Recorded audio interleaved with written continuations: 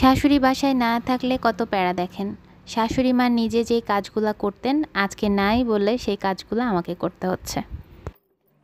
আসসালামু আলাইকুম। চলেন আজকে নতুন একটা ব্লগ শেয়ার করি। আশা করছি আল্লাহর রহমতে আপনারা সবাই অনেক বেশি ভালো আছেন। আর আজকের নতুন ব্লগে আপনাদের সবাইকে ওয়েলকাম জানাচ্ছি। প্রতিদিন দুপুর 12টার সময় রুটিন করে করে শাশুড়ি মা নিজে আসেন মুরগিদেরকে খেতে দিতে। আর সেই খাবারটা হয় একটু স্পেশাল। খাবারটা কেন স্পেশাল সেটা বলছি, তার আগে একটু দেখিয়ে নিই। এই যে গরুটা দেখতে পাচ্ছেন, এটা গত 2-3 দিন আগে আমাদের কিনে নিয়ে আসছে। আগে কিন্তু কবুতর আর মুরগির ঘর পাশাপাশি ছিল। এখন কবুতরের ঘরটাকে সরিয়ে এই পাশে নিয়ে আসা হয়েছে, আর ওই পাশটা গরু রাখার জন্য করা হয়েছে। আর আমাদের গোয়াল ঘরের স্পেসটা কিন্তু মোটামুটি অনেক বড়, এই জন্য ইচ্ছা মতো এটাকে ব্যবহার করা যায়। হয়তোবা ভিডিওতে আমি খুব একটা ভালোভাবে দেখাতে পারি না পুরা গোয়াল ঘরটা। তো যাই হোক, এখন আমি খাবার খুঁজছিলাম যে খাবারের মধ্যে মা কী কী দিয়ে মিশাই দেয়। তো খাবারের মধ্যে কি কি থাকে সেটা বলি। বাসায় যদি আগের দিনের কিছু ভাত বেঁচে যায় সেটা থাকে। তারপরে শাক পাতা বাসায় যা থাকে কুচি কুচি করে কেটে সেটা মিক্স করা হয়। যদি শাক না থাকে তাহলে একটু ঘাস টাস টাইট থেকে একটু টুকায় নিয়ে এসে সেটা কুচি করে কেটে ভাতের সাথে মিশিয়ে দেওয়া হয়। কারণ মুরগিরা কিন্তু ঘাস পাতা এগুলাও খায়, দেশি মুরগিরা। তো এখানে কি কি খাবার যে দেয় আমি সঠিক জানি না।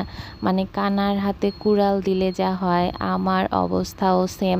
খাবার মাখতে এসে আমি যে কি চিপার মধ্যে পড়ে গেছি, আমি আসলে কি বলবো। মেয়েকে মাঝে মাঝে জিজ্ঞেস করছিলাম যে আম্মু তোমার দাদি আর কি দেয়, কারণ ও দাদির সঙ্গে প্রতিদিন যায় নিচে যখন খাবার দিতে যায় ওর দাদি। বাট আমি তো আসি না, আমার বাসা যেহেতু একদম মেন রোডের সাইডে, এই জন্য আমার নামতে খুব একটা ভালো লাগে না সব সময়।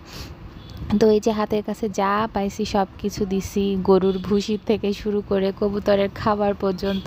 সামান্য একটু লবণও দিয়ে দিলাম, তারপর ভালোভাবে মাখিয়ে এই যে মুরগির ঘরে ঢুকে গেছি খাবারটা দেওয়ার জন্য। আর কয়েকদিন আগে যে দেখালাম মুরগির ডিমগুলা, সেই ডিমগুলাকে দিয়ে একটা মুরগিকে বসিয়ে দেওয়া হয়েছে বাচ্চা উঠানোর জন্য। তোমার আম্মুর হাতের খাবার ওদের ভাল লাগেনি মনে হয়, মা খাচ্ছে না দেখো। কেন যে খাচ্ছে না, মনে হয় আম্মুর হাতের খাবার মাখানো মজা হয়নি, দাদির হাতের বেশি মজা হয়। দিয়ে ওরা খায়। আসো বাইরে আসো, দেখি খায় নাকি। চলো বাইরে দাঁড়াই।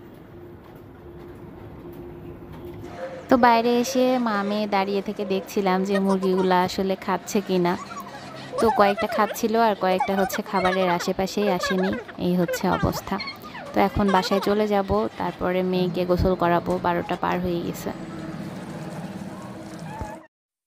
এরপরে তো সিঁড়ি দিয়ে উঠছিলাম, হঠাৎ দেখি রাস্তার পাশ দিয়ে আমড়া মাখাওয়ালা মামা যাচ্ছিল। তো অনেক দিন ধরে বাইরের আমড়া মাখা খাওয়া হয় না, পরে তাকে দাঁড় করালাম। পরে মা মেয়ে আমরা নিয়ে উপরে এসে গোসল টোসল করে এই যে জানলার ধারে বসে গেছি, এখন আমরা খাবো। যাই হোক, এটাই ছিল আজকের ব্লগ। সবাই ভালো থাকবেন, সুস্থ থাকবেন।